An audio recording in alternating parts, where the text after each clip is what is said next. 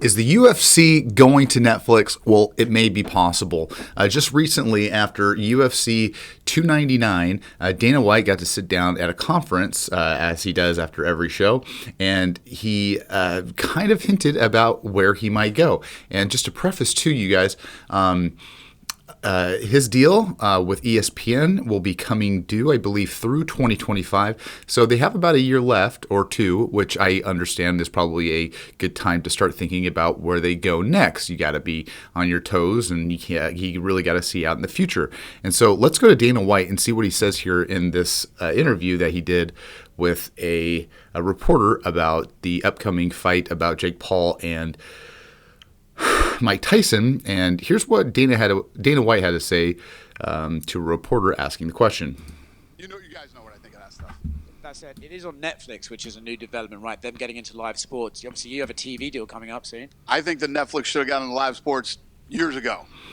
And that's true. And let me give you guys just an example of what he's talking about. Now, Amazon, which is affiliated with, obviously, Twitch, which is a live stream platform. Now, if we go over to Amazon as a good example, and I recently found out, probably within the year or so, that they offer, obviously, some sports here that you can watch, and obviously with a package which comes with it. So $14.99, you get the rest of the season for like an NBA, or if you want to do maybe some other sports, or some MMA, like One Fight, which I think they have a great promotion on One Prime.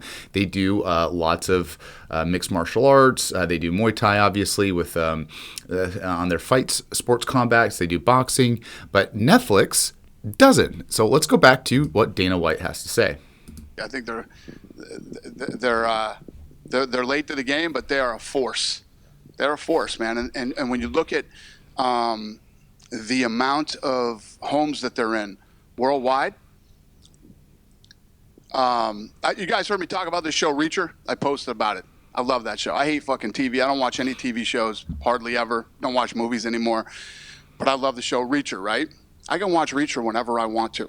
I can watch it when I get home. I can watch it next week. Right? Live sports like this event tonight, you had to watch tonight.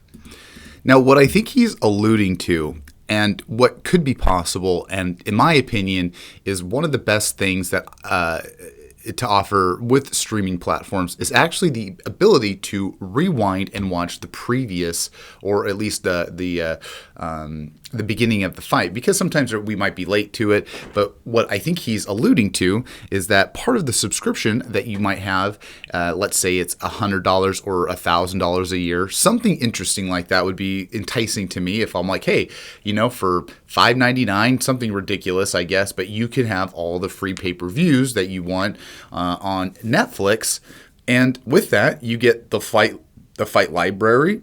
You get to rewind and watch all past UFC events, and that's top shows like UFC 99, 100, 299, 300. But this is actually, in my opinion, a great service that I might like, because on ESPN, if you go to their Plus section and you watch any of their fights, you can actually rewind, which I love the fact that you can do that and watch a previous fight, because sometimes I'm either late or I might be doing something else, watching another show. That might happen. But this is actually a great way for a user to have an experience like I was talking about with Amazon Prime, how they have the same kind of outlet. So let's watch what he has to finish to say on this subject. As all these massive streaming companies start to get bigger and bigger, they have to be involved in live sports. Safe to say you'll be talking to them when your TV deal comes up? I'm sure we'll be talking to everybody. And that's true. And because, like I said, you have to remember the progress and process, or I should say process, and then the progress that they did. So their history with going on FX, they did their Ultimate Fighter show, right? And Forrest Griffin and Stephen Bonner obviously saved it. If you guys haven't heard that story, it's such a great story. Joe Rogan talks about how these guys are going at it. People are calling each other, hey, watch this. And that's what really solidified UFC in the actual home of people, introducing them to the home. And once they went from FX, they moved on to Fox, which was one of the biggest pivotal things that they have done, was going to Fox, a nice reputable brand that supports sports, NFL, baseball, you name it. And then they moved to ESPN, which obviously is a sister company, or I should say a main company that, if I'm not in fact, is owned by Disney. And I wouldn't be surprised why Dana wants to move on away, because a lot of Disney stock and their promotions have gone drastically down. And I think this is actually a good time for Dana.